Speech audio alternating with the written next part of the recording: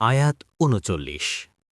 وَكُلًّا ضَرَبْنَا لَهُ الْأَمْثَالَ وَكُلًّا تَبَّرْنَا تَتْبِيرًا।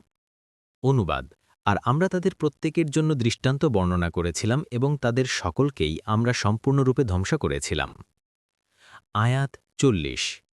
وَلَقَدْ أَتَوْا عَلَى الْقَرْيَةِ الَّتِي أُمْطِرَتْ مَطَرَ السَّوْءِ أَفَلَمْ يَكُونُوا يَرَوْنَهَا بَلْ كَانُوا لَا يَرْجُونَ نُشُورًا।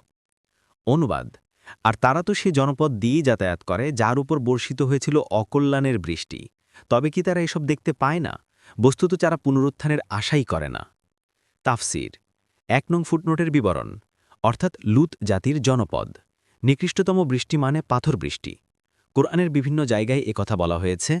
হিজাজবাসীদের বাণিজ্য কাফেলা ফিলিস্তিন ও সিরিয়া যাবার পথে এ এলাকা অতিক্রম করত। সেখানে তারা কেবল ধ্বংসাবশেষ দেখত না, বরং আশেপাশের বিভিন্ন সম্প্রদায়ের মুখে লুত জাতির শিক্ষণীয় ধ্বংসকাহিনীও শুনত। দেখুন কুরতুবী, ফতহুল কদির। আয়াত ৪১।